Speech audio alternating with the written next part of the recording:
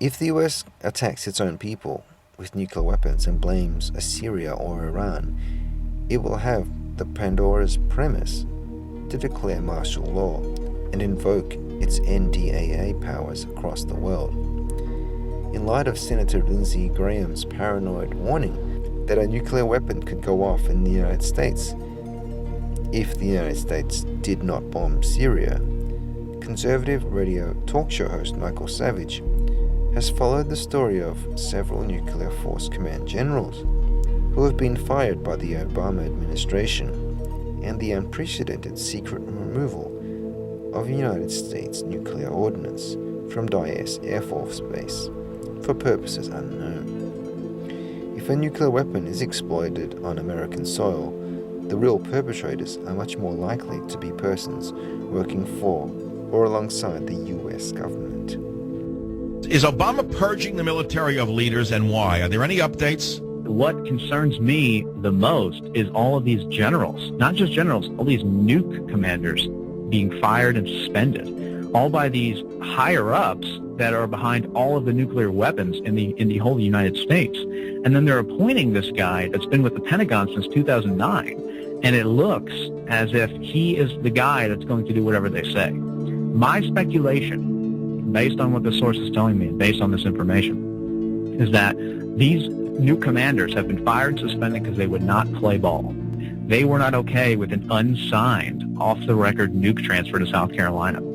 And they were not okay with Lindsey Graham coming out and saying, hey, if we don't attack Syria, we could get nuked. And unfortunately, it seems like my source, they might have found who it is, and they threatened him or something like that because he's not speaking out anymore. So there are red flags going on. Well, I think the key thing here is that by just speaking about this, we might be stopping something. But as of right now, I think we're actually shielding this nation by just exposing this information. In exchange for accepting losses of liberties, having heightened security checks, CCTV cameras and expanded police powers, the public have accepted a new form of security, which may not be very secure at all. The coalition of the willing now wages terrible and costly wars, seeking out weapons of mass destruction, even when there are none to be found. But the war on terrorism is of course illusory and now horribly misdirected. Fukushima is the weapon of mass destruction par excellence.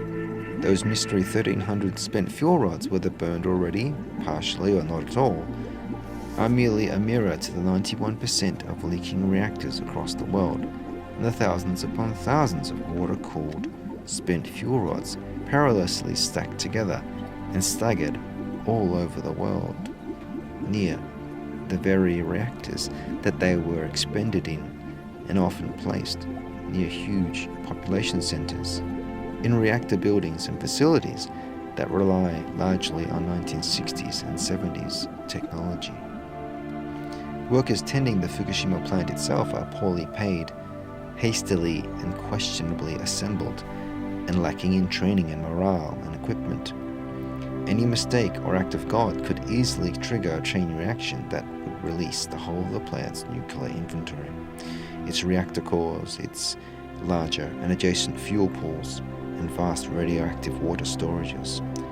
A succinct explanation of why the US or coalitions of the willing will not intervene and assist so that the Battle of Fukushima can begin can perhaps be found not at Fukushima, but deep within the bulkheads of the evacuated USS Ronald Reagan. Deep inside its hull are two Westinghouse A4W nuclear reactors. The Reagan, like every other branch of the US military of course, is nuclear armed. The US military wields nuclear hardwares such as depleted uranium ammunition, nuclear-tipped tomahawks and giant ICBMs. Every one of these nuclear missiles is owned and controlled not by the military, but by the Department of Energy. It is the kingpin of the military-industrial complex, replete with revolving door connections to corporations like Bechtel, Monsanto, GE, Toshiba, and of course Westinghouse. For the US military to begin the Battle of Fukushima, if any victory or redemption can be won at all at this stage, would be a direct attack not merely on the prestige and profit, but the very existence of nuclear power. It would be attacking the very hand that feeds it, that enriches its own on-ship nuclear weapons arsenal, and provides the ship itself propulsion through the 2 on-board nuclear reactors. I met with the Navy when I was in San Diego. They searched me, wouldn't let me videotape anything, and we talked about the fight that went on in the Situation Room with the military and the Department of Energy. Now, we know, I reported it, and it came out that Briner from Cal Berkeley, and now it's public domain, that there was a 32-panel team put together in the Situation Room, put together by the president, and he is running that show. I'm heavily involved with the Marine culture. I know for a fact that the Navy and the Marine is going to war over Fukushima. They're fighting tooth and nail with the Department of Energy, and the Department of Energy won out in the early days. You know, in the USS Reagan, they were all sent in. And it goes even much further than that. You know, and Jacko's confirmed it himself. You listen to Gregory Jacko, and he, you know, when you listen to him, people have to be careful too and realize that he cannot cross the line. He was in the Situation Room. He'll be worse off than Snowden if he crossed the line. The Department of Energy is a cabal of evil from hell, and they have power even over the Navy and the Marines. And this is coming from the Navy down there, the personnel and the Marines that I have. They wanted in. They wanted in. They had people in the early days, and it was the Department of Energy, which is, by the way, you know, it's the Department of Nuclear, has pushed them to the side, and that's who's running the show. I don't know what kind of roll of the dice the nuclear industry is playing. I mean, that this is just somehow going to go away, and we're going to keep building plants. I mean, we got one ready to go online in Georgia. I think that is the arrogance of the Department of Energy. And I think who they work for, Kevin? They work for the throne of England. Yeah, absolutely. Yeah, she has most of the uranium. She owns most of the uranium deposits in the world. Oh, and it's true. It's absolutely true. You know, we fought against the freaking Queen in 1774, and that's what this is. We gave it all back. We got rid of tariffs, we got rid of usury laws, and they are all in uranium. I mean, that's it's not even the nuclear industry, it's the uranium. You know, the depleted uranium in every single weapon there is. And, you know, what did I read? Her net worth has gone up. I'm an ex-hedge fund guy. Her net worth over the last 20 years has, went up 18,000%. Because of trillions and trillions of dollars, and you know, but that's just the beginning of what they control. If the nuclear aspect of the Fukushima disaster can remain hidden, the nuclear industry and the military-industrial complex can survive and thrive and carry on the war on the people of the world. Even if a nuclear reactor were ever developed that was safe and economically viable and did not even create nuclear bombs somehow, it would still be irrelevant in light of the unprecedented disaster at Fukushima, born of nuclear technologies that preceded it. Pandora's promise was never a fast breeder reactor. It was a series of promises made in 1945, promises reneged upon that are killing the biosphere as we speak. After Hiroshima's bomb on August 6, 1945, the U.S. Secretary of War, who oversaw the bomb's creation and secured all the necessary funding from Congress, assured the public in a statement, "Atomic fission holds great promise for sweeping developments, by which our civilization may be enriched when peace comes. It will be a matter of further research and development to design machines for the conversion of atomic energy into useful power. Mindful of the grave problems that arise concerning the control of the weapon and the implications of this science for the peace of the world, every effort is being bent towards assuring that this weapon and the new field of science that stands behind it will be employed wisely in the interest of the security of peace-loving nations and the well-being of the world." A promise made, and subsequently made a complete mockery of. Whether or not Henry Stimson's promise was genuine is irrelevant, as what has transpired since are thousands of above-ground nuclear tests, the proliferation of toxic and leaking nuclear power plants, and nuclear weapons, horrific, yet officially downplayed nuclear accidents, widespread dumping of toxic nuclear waste, culminating in the cancer epidemic we witness today in the old and the young. The rise of socially and environmentally regressive and unregulated corporations like GE, Bechtel, and Monsanto, all key members of the ever war-waging military-industrial complex, and now the permanent and ongoing poisoning of the Pacific Ocean and its jet stream. Notably, Monsanto, the key player in the enrichment of uranium in the wartime Manhattan Project, has been the foster parent of deadly poisoning and mutation of the food supply, both through the radiation released from atomic fission it helped to create, and now complemented by its genetic modification of crops and seeds, made more and more universal by its infiltration into the US Food and Drug Administration and equivalent government bodies across the world. Bill Gates, who proselytizes about saving the third world, and the world in general from global warming, is a major Monsanto investor, a promoter of nuclear power, and financier of climate engineering and weather modification. We think of World War III as an unrestricted nuclear ballistic missile confrontation between nations. But in fact, World War III may have begun decades ago through other means, but no less deadly.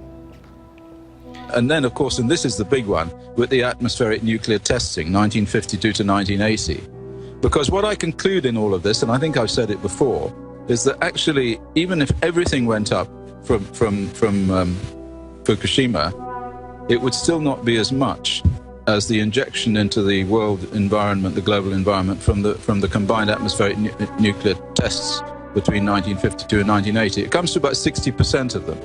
So if we take all of the radionuclides that came out in the atom bombs and the explosions that occurred in the Marshall Islands, the United States Marshall Islands tests, and then of course the British tests at Christmas Island and the French tests at Mururoa and in North Africa, and then of course the enormously big Russian tests in Kazakhstan, the Tsar bomber, which was 40 megatons. These tests blew an enormous amount of radioactivity up into the stratosphere, where it came pitter-patter down after about 1959 through to 1964, and the strontium-90 built up in everybody's bones, and the iodine went everywhere, and the tritium increased, and carbon-14 increased, and Sakharov and Pauling both said that this would cause enormous increases in cancer, which of course it has done. And so compared to that, if the whole of Fukushima goes up, it will only be about the same as that.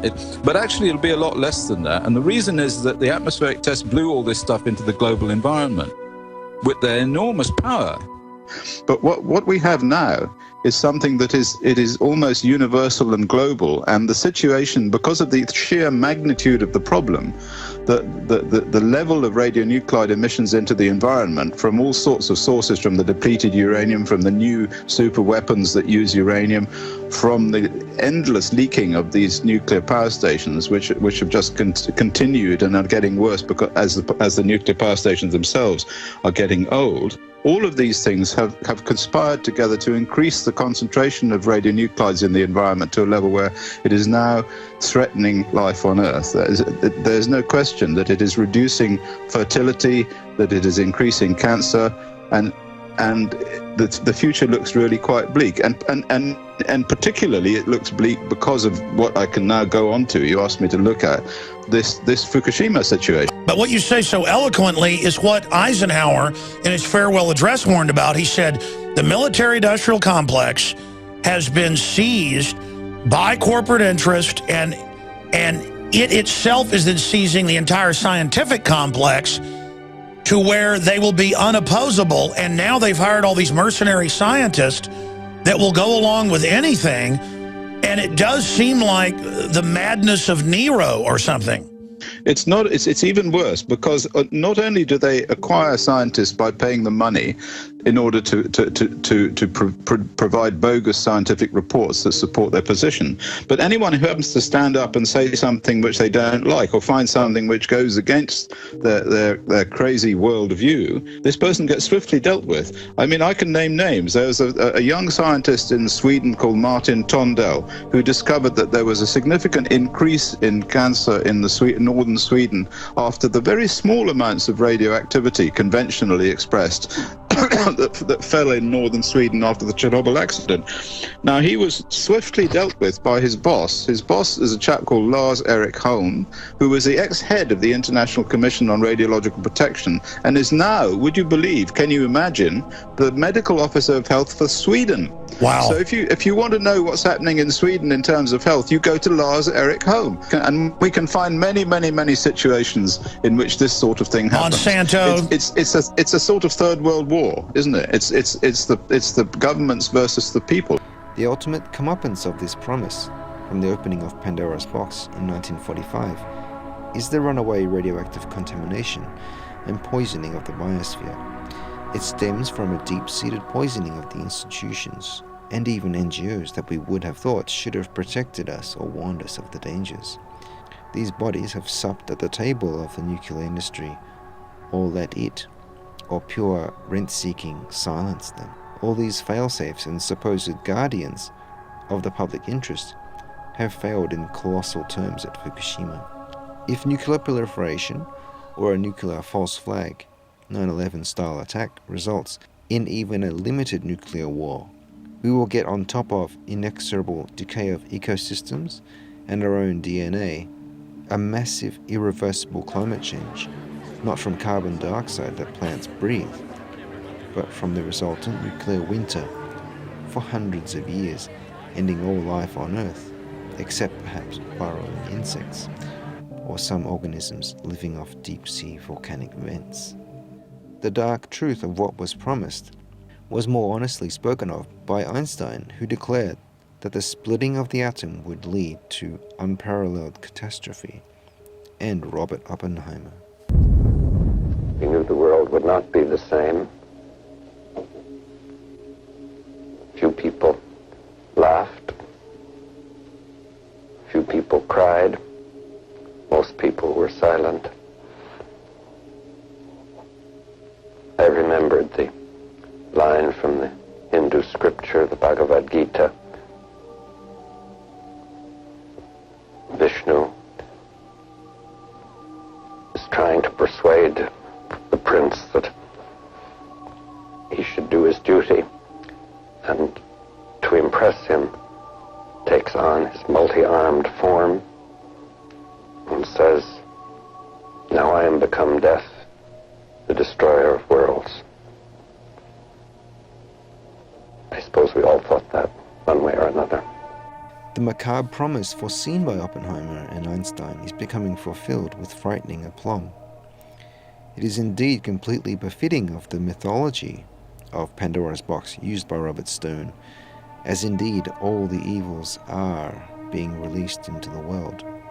And in the end, two of the three key figures in the bomb's creation, Einstein, Oppenheimer, like Pandora herself, were deeply saddened and guilt-ridden for opening the box. Yet Stimson died believing the bomb, and his legacy could usher in still a new era of peace. Is there any form of safe atomic or nuclear power? No, there isn't. It's not possible to constrain the atom. It's not possible to do anything with the atom that is safe enough, that prevents releases of these radionuclides. And all of these radionuclides have significant harmful effects at very, very low concentrations. So the answer is no, you can't do that. But the people in the United States have their own problems, and the dangers there are much greater from the local nuclear I was about sites. to say, now whenever they have a leak or a problem, they don't even tell you. No, that's right. And so if you're worried about radioactivity in fish, you want to worry about the fish that swim in the river which is fed water by the nuclear reactor near you, because a map that I've seen of the United States with nuclear reactors is like somebody's thrown a lot of darts at it. There are an awful lot of nuclear reactors, and they're all very old, and they're all falling to pieces, and they're all leaking like sieves, and it's all going into the ground, and it's all going into your food and your water. Sure, and what about the number that I see of 91%? CBS News says 75% of reactors are leaking. Well, what's the real number from your research? I would think 100% is the number that are leaking. It's absolutely not possible to function with a nuclear power station without it leaking. It can't be done. Just exactly how much spent fuel we have here in the United States at the 100 plus nuclear reactors around the country? Well, we have the largest inventory of spent fuel in the world. It's about, it's been recently reported to be, at this time, about 71,000 metric tons.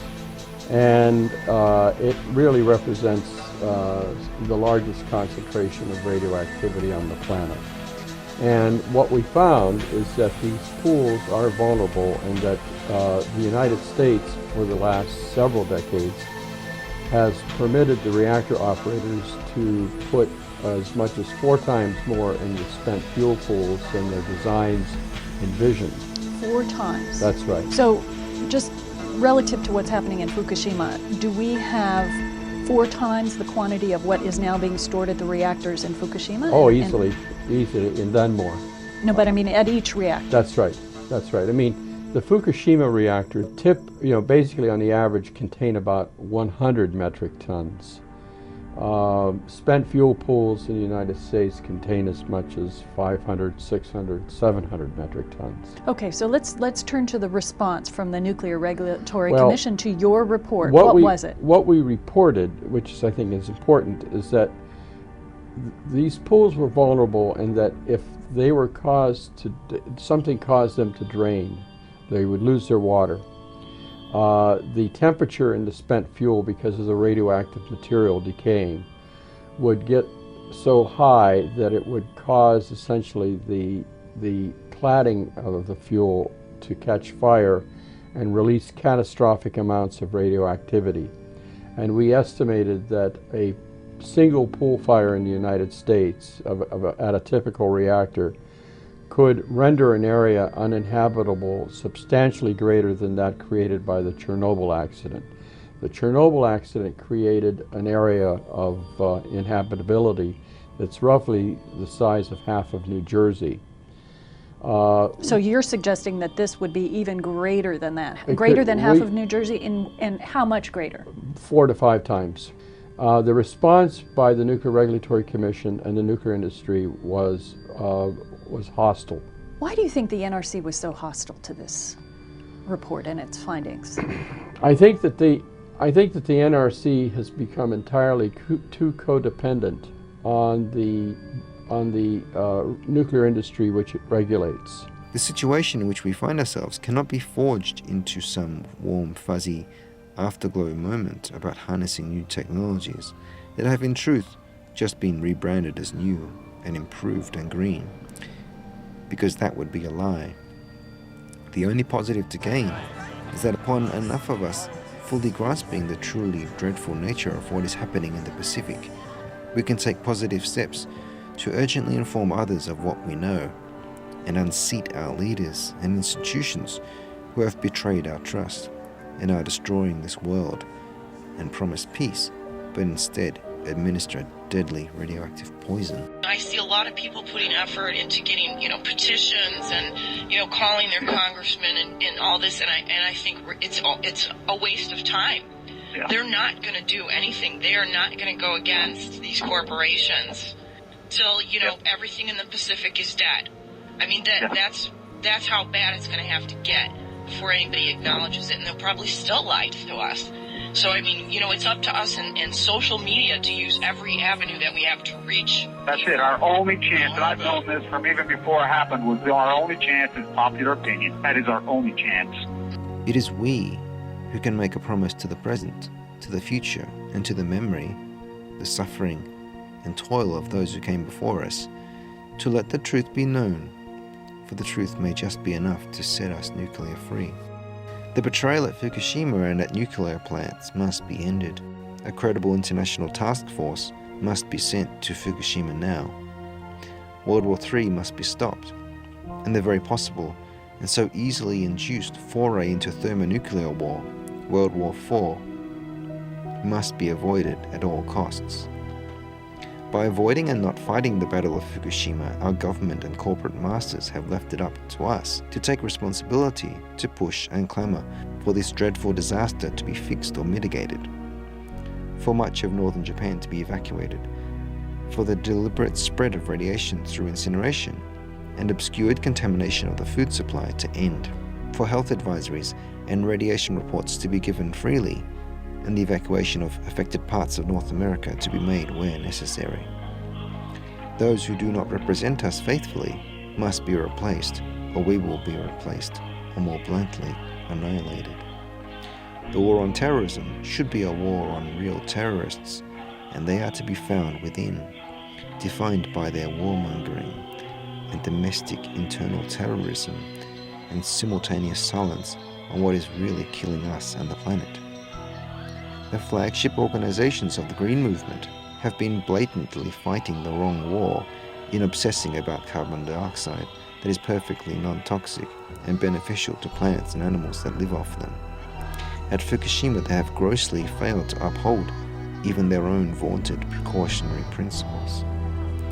If our generation will not be the one to right nuclear wrongs in battle, then the Battle of Fukushima will have to be fought and lost by the valiant but outmatched DNA and immune systems of the children we are biologically and morally tasked to protect first, and defenseless organisms, since the radiation will by then have become too great if we delay. The Battle of Fukushima must be begun and won before.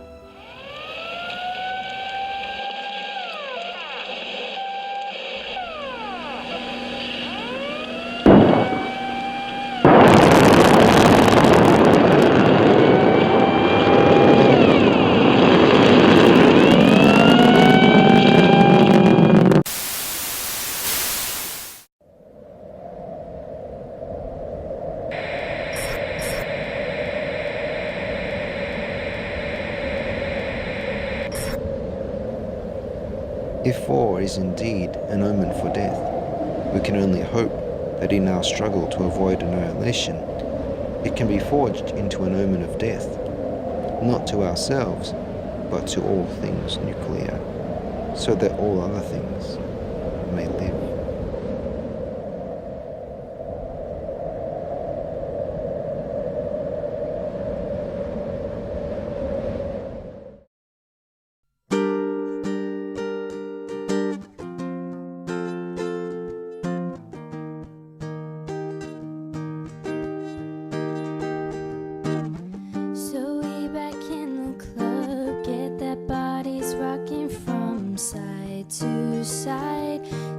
Side to side. Thank God the week is done. I feel like a zombie. Come back to life, back to life. Hands up, and suddenly we all got our hands up. No control of my body. Ain't I seen you before? I think I remember those eyes, eyes, eyes, eyes, eyes, eyes. Baby, tonight the tea just got us falling in love again. Yeah, baby, tonight the tea just got us falling in love again. So dance, dance like it's the last night of your life. I'ma get you right. 'Cause baby, tonight the tea just got us falling in love again. Keep downing drinks like this. No tomorrow, not just right now, now, now. Gonna set the roof on fire, gonna burn this mud another. Down, down, down, down, down, down, down. Hands up. When the music drops, we both put our hands up. Put your hands on my body. Swear I've seen you before. I think I remember those eyes, eyes, eyes, eyes, eyes, eyes. Baby, tonight the DJ's got us falling in love again. Yes, baby, tonight the DJ's got us falling in love again. So dance, dance like it's the last night of your life. I'ma get you right. 'Cause baby, tonight the DJ's got us falling in love again.